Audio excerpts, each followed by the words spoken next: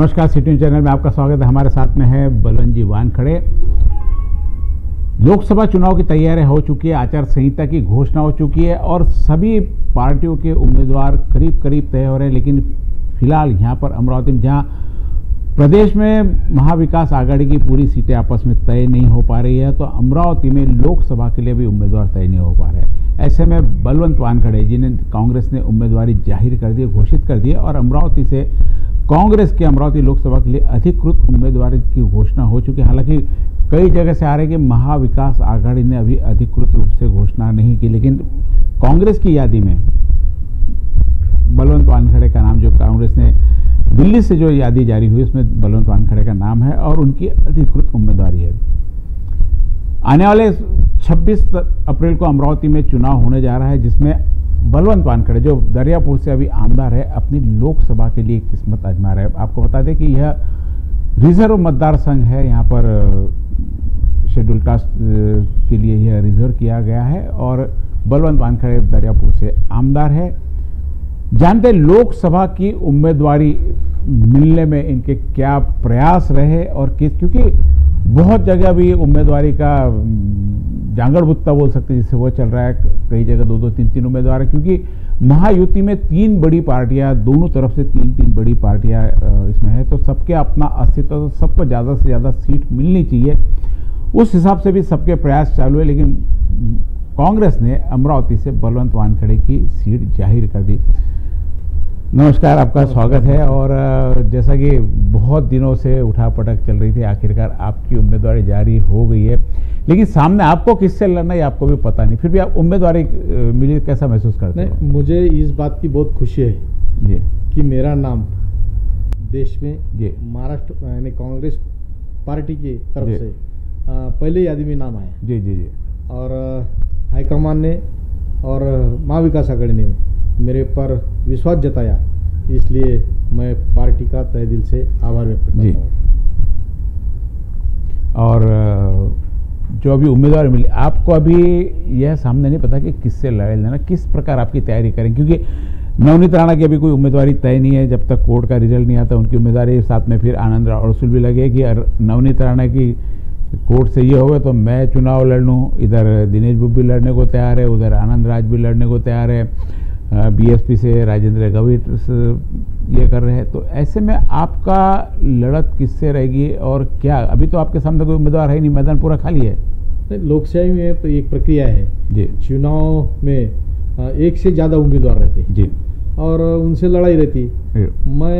मेरे सामने कौन उम्मीदवार है ये अभी तय नहीं होगा, फिर भी आगे चल के कोई तो भी उम्मीदवार आएगा, यानी चुनाव हो जाएगा। इसलिए जो आने वाले जो उम्मीदवार है उससे मेरी लड़ाई रहेगी। अभी बहुत कम समय, आज से समझो 35 दिन पूरे हैं। क्या 35 दिन में आपका मतदार संघ का दौरा पूरा हो जाएगा? क्या आप हर मतदाता तक पहुंच सकोगे? नहीं, जनता से मेरी पहले से नाड़ जुड़ी है और जनता के बीच में हरदम जाते रहा, मैं हरदम काम करते रहा। पार्टी का हो, चाहे मेरा व्यक्तिगत हो, कोई कौटुंबिक हो या कोई भी काम हो, तो जनता में हर दिन में रहते रहा। इसलिए जनता में जाने के लिए मुझे अभी टाइम कुछ अपना समय पूरा है। आपने ऑलरेडी आपकी मीटिंग हो चुकी है, आप जा चुके, सबसे मिल चुके। सिर्फ एक कि मुझे अब उम्मीदवारी मिल गई है, उम्मीदवारी मिल गई है, आप मुझे सहयोग करें, ये सिर्फ आपको उत्तर करने जाना। क्या मुद्दे है आपके पास में? क्योंकि सामने अभी समझो नवनीत राणा सामने आती है, दिनेश बुब सामने आता है, आनंद अड़सुल सामने आते हैं। ये आनंद अड़सुल हो गए, नवनीत राणा हो गए, इस मतदार संघ में पूरे दिग्गज नेता के रूप में जाने जाए, किस प्रकार सामना करोगे? चुनाव जी रहेगा वो धनशक्ति विरुद्ध जनशक्ति रहेगी जी, और जनशक्ति मेरे साथ है जी, क्योंकि अभी तक जो देखा तो जनशक्ति के भरोसे पर ही मैं अभी तक यहाँ तक मंजिल गांठ सका और यहाँ तक मंजिल तक मैं पहुँचा।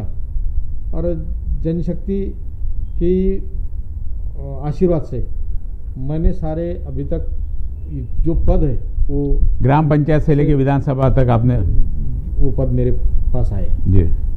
तो ये खरी लड़ाई जनता की और जो उम्मीदवार रहे उनकी रहेंगी। यानी मैं मेरे साथ जनता और वो उम्मीदवार, ऐसी लड़ा रहेगी। नहीं, काम करते समय कई प्रकार की घोषणाएं कर देते हैं, मैं ये करूंगा, मैं वो करूंगा, मैं चुन गया तो ऐसा करूंगा, इसके कारण आप मुझे वोट दो। तो ऐसी आपके पास क्या घोषणाएं हैं लोगों को लालच देने के लिए, लोगों को प्रलोभन देने के लिए? ये जो चुनाव रहता है, ये देश के सब प्रश्नों पर चुनाव रहता है, लोकसभा का। फिर भी जो अपने कॉन्स्टिट्यूशन है, जो मतदार संघ है, उसमें कोई समस्या रहते हैं, उनके कुछ काम रहते हैं। वो समस्या ने बेरोजगारी है, अभी तुम्हारा खेती सबसे बड़ा प्रॉब्लम किसान की फसल का है, बार बार फसल का नुकसान हो जाता है।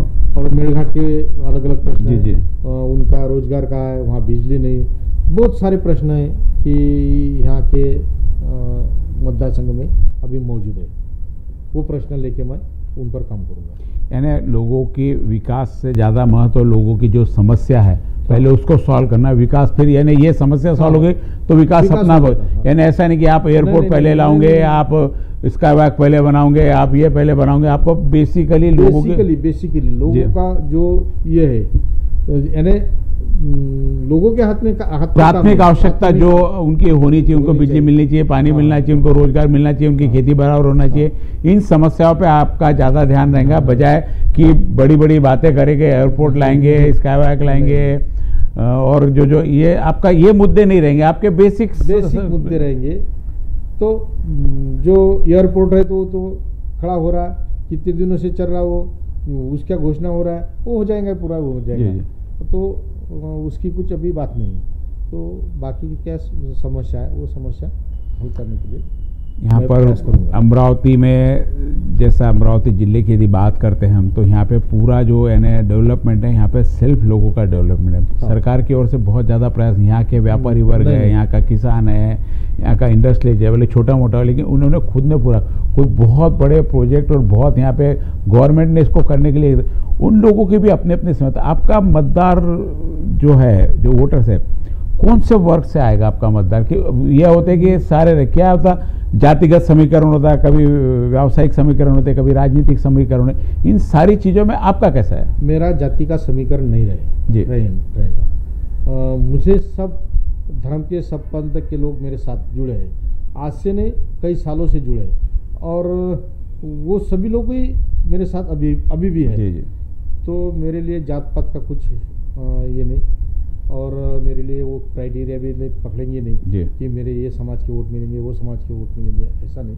सब समाज के वोट मिलके मुझे मिलेंगे। यानी सब लोगों का प्रयास है, किसी स्पेशल एक वर्ग को लेके आप नहीं चल रहे। जैसे अभी बताया जाता है कि पिछली बार नवनीत राणा कांग्रेस के और राष्ट्रवादी के इससे आई थी, जो कांग्रेस राष्ट्र की जो परंपरागत अल्पसंख्यक के वोट है वो उसके खिलाफ में होगा, तो सारा का सारा कोटा आपके भी सब मिक्स है कि कोई कुछ पूरे मिल जाएगा आपके? पूरे यानी मुझे मैं बोल रहा ना कि मुझे वो क्राइटेरिया नहीं लगता कि कोई जात का, जी, कोई धर्म का, कोई पंथ का, मैं सबको साथ लेके चलता, सब लोग मेरे साथ में रहते, सर्वधर्म समभाव से मेरी पहचान है। क्या प्रचार का तरीका क्या अपना है? किस प्रकार से आप जाएंगे? रथ यात्रा निकालेंगे, पद यात्रा निकालेंगे, गाड़ियों से जाएंगे, सभाएं लेंगे, नेताओं को बुलाएंगे? वो प्रचार का जो भी तरीके रहते, भाग रहता, वो तो अपना पड़ता ही। तो मैं कुछ यानी रथ ये यानी मेरे पास बहुत यंत्रणा नहीं, क्योंकि मैं गरीब हूँ, मेरे पास पैसे नहीं होते। तो मेरा जैसा जो फिर भी खर्चा तो लगता है ना, गरीब में तो जो खर्चा लगता है कार्यकर्ता को लगता है। लोग करेंगे मेरे लिए। आपने देख लेना कि चुनाव में लोग करेंगे अपने जी। ये थे बलवंत जी वानखड़े, जिन्हें विश्वास है कि इन्होंने साफ इससे किया कि धन शक्ति वर्सेस जनशक्ति है।